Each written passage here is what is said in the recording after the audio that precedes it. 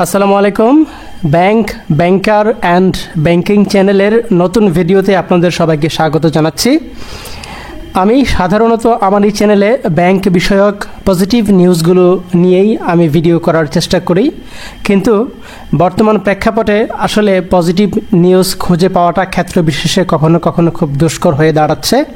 তেমনি একটি নিউজ হচ্ছে ইসলামী সহ 19 ব্যাংক এখন বড় মূলধন ঘাটতিতে।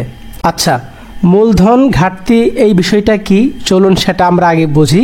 মূলধন ঘাটতি কিংবা উদ্বৃত্তি অর্থাৎ ক্যাপিটাল শর্টফল বা সারপ্লাস, এই বিষয়টা সাধারণত হিসাব করা হয় আন্তর্জাতিক একটি মানদণ্ড অনুযায়ী, যাকে বলা হয় CRAR অর্থাৎ capital to risk weighted assets ratio. তার মানে কি, আপনার যত ঝুঁকি ভিত্তিক সম্পদ আছে তার তুলনায় আপনার মূলধন কত, সেই হিসাবটা দিয়েই আপনার ব্যাংকের মূলধন পর্যাপ্ততা বা মূলধনের ঘাটতি নির্ণয় করা হয়। CRARকে আমি যদি একটু ইলাবোরেট করি তাহলে দাঁড়ায়, আপনার 100 টাকা যদি খেলাপি লোন থাকে, সেই 100 টাকার বিপরীতে আপনি কত টাকা মূলধন সংরক্ষণ করতে পেরেছেন সেটাই হচ্ছে আপনার CRAR। সো যে ব্যাংকের CRAR যত বেশি, সে ব্যাংক ততটাই ভালো বা শক্তিশালী আমরা বলতে পারি। আন্তর্জাতিক কাঠামো বা মানদণ্ড অর্থাৎ ব্যাসেল 3 এর স্ট্যান্ডার্ড অনুযায়ী আপনার প্রতি 100 টাকার ঝুঁকি ভিত্তিক সম্পদের বিপরীতে ন্যূনতম 10 টাকা আপনাকে মূলধন সংরক্ষণ করতে হবে। অর্থাৎ আপনার যদি 100 টাকার খেলাপি ঋণ থাকে, তাহলে আপনাকে মিনিমাম 10 টাকার ক্যাপিটাল সংরক্ষণ করতে হবে। আপনি যদি ন্যূনতম 10 টাকা ক্যাপিটাল সংরক্ষণ করতে ব্যর্থ হন, তাহলে আপনার ব্যাংকে আমানতকারীদের স্বার্থ সুরক্ষিত নয়, সেটা বলতে হবে।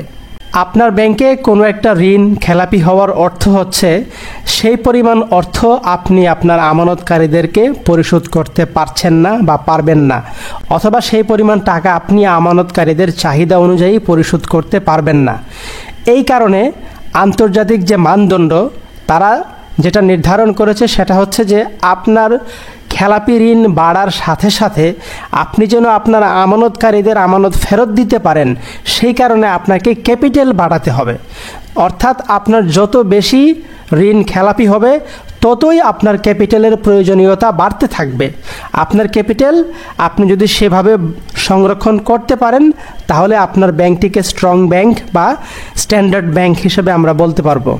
কিন্তু বাংলাদেশের ব্যাংক খাত এই মানদণ্ডের ধারে কাছেও নেই। 2024 সালের শেষে ব্যাংক খাতে মূলধন ঝুঁকিজনিত সম্পদের অনুপাত দাঁড়িয়েছে মাত্র 3.08%, যেখানে সেটা 10% হওয়ার কথা, সেখানে বর্তমানে আছে মাত্র 3.08%। অর্থাৎ আমার প্রতি 100 টাকার ঝুঁকিভিত্তিক সম্পদের বা প্রতি 100 টাকার খেলাপি ঋণের বিপরীতে আমার ক্যাপিটাল আছে মাত্র 3 টাকা 8 পয়সা। এবার চলুন আমরা দেখি কোন কোন ব্যাংক ক্যাপিটাল সংরক্ষণে ব্যর্থ হয়েছে এবং কার ক্যাপিটাল বা মূলধন ঘাটতি কত হাজার কোটি টাকা। সম্মানিত ভিউয়ার, সেই আলোচনায় যাওয়ার আগে যথারীতি আপনাকে অনুরোধ করছি, আপনি যদি এখনও আমার এই চ্যানেলটি সাবস্ক্রাইব না করে থাকেন, প্লিজ চ্যানেলটি সাবস্ক্রাইব করুন এবং ভিডিওটি আপনার পরিচিত জনদের সাথে শেয়ার করুন। দৈনিক প্রথম আলোর নিউজ অনুযায়ী 2024 সাল শেষে যে 19টি ব্যাংক মূলধন ঘাটতিতে পড়েছে, অর্থাৎ যে 19টি ব্যাংক আন্তর্জাতিক মানদণ্ড অনুযায়ী তাদের খেলাপি ঋণের বিপরীতে ক্যাপিটাল গঠন বা ক্যাপিটাল সংরক্ষণে ব্যর্থ হয়েছে, সেই 19টি ব্যাংকের মধ্যে সবার উপরে আছে জনতা ব্যাংক। জনতা ব্যাংকের মূলধন ঘাটতি দাঁড়িয়েছে 52,890 কোটি টাকা। দ্বিতীয় অবস্থানে আছে আরেক সরকারি বিশেষায়িত ব্যাংক, কৃষি ব্যাংক। তাদের মূলধন ঘাটতি 18,188 কোটি টাকা। তৃতীয় অবস্থানে চতুর্থ প্রজন্মের ইসলামী ব্যাংক, ইউনিয়ন ব্যাংক। তাদের মূলধন ঘাটতির পরিমাণ দাঁড়িয়েছে 15,689 কোটি টাকা। চতুর্থ অবস্থানে আরেক ইসলামী ব্যাংক, ফার্স্ট সিকিউরিটি ইসলামী ব্যাংক। তাদের মূলধন ঘাটতির পরিমাণ দাঁড়িয়েছে প্রায় 14,000 কোটি টাকা। এবং পঞ্চম অবস্থানে বাংলাদেশে যে ব্যাংককে সবচাইতে শক্তিশালী এবং বৃহৎ বেসরকারি ব্যাংক তথা বৃহৎ ইসলামী ব্যাংক বলা হয়, সেই ইসলামী ব্যাংক বাংলাদেশ লিমিটেড। তাদের মূলধন ঘাটতির পরিমাণ প্রায় 13,000 কোটি টাকা। এক্স্যাক্টলি বললে সেটা 12,885 কোটি টাকা। পরবর্তী অবস্থানে আরেক ইসলামী ব্যাংক সোশ্যাল ইসলামী ব্যাংক, তাদের মূলধন ঘাটতি প্রায় 12,000 কোটি টাকা অর্থাৎ 11,708 কোটি টাকা। এরপরের অবস্থানে আছে বেসরকারি ব্যাংক আইএফআইসি ব্যাংক, তাদের মূলধন ঘাটতির পরিমাণ 9,029 কোটি টাকা।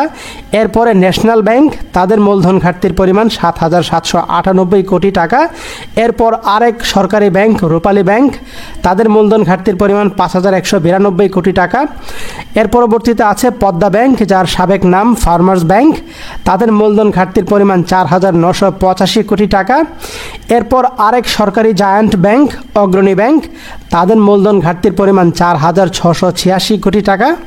অগ্রণী ব্যাংকের পরে আছে আরেক সরকারি ব্যাংক বেসিক ব্যাংক, তাদের মূলধন ঘাটতি 3,156 কোটি টাকা। এরপর চতুর্থ প্রজন্মের ইসলামিক ব্যাংক গ্লোবাল ইসলামী ব্যাংক, তাদের মূলধন ঘাটতির পরিমাণ প্রায় 3,000 কোটি টাকা। এরপর রাজশাহী কৃষি উন্নয়ন ব্যাংক, তাদের মূলধন ঘাটতির পরিমাণ 2,470 কোটি টাকা।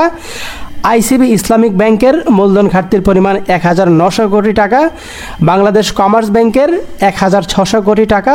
স্ট্যান্ডার্ড ব্যাংক, যেটি সর্বশেষ শরিয়া ভিত্তিক ব্যাংক, তাদের মূলধন ঘাটতির পরিমাণ 1,862 কোটি টাকা।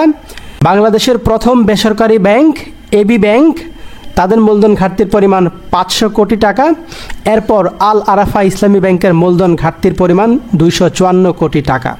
এই 19 ব্যাংকের মোট মূলধন ঘাটতির পরিমাণ দাঁড়িয়েছে 1,71,687 কোটি টাকা।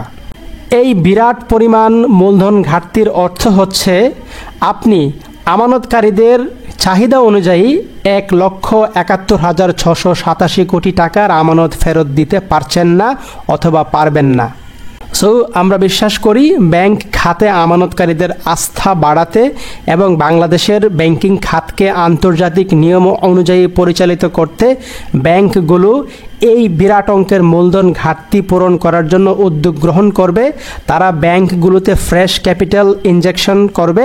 প্রয়োজনে তারা দেশীয় এবং বিদেশি উদ্যোক্তাদেরকে আহ্বান জানাবে যে তাদের ব্যাংকগুলোতে বিনিয়োগ করে তাদের ব্যাংকগুলোকে মূলধন সরবরাহ করে এই মূলধন ঘাটতি পুষিয়ে নিতে। রেসপেক্টেড ভিউয়ার, এতক্ষণ আমার সাথে থাকার জন্য আপনাকে অনেক অনেক ধন্যবাদ এবং কৃতজ্ঞতা জানাচ্ছি।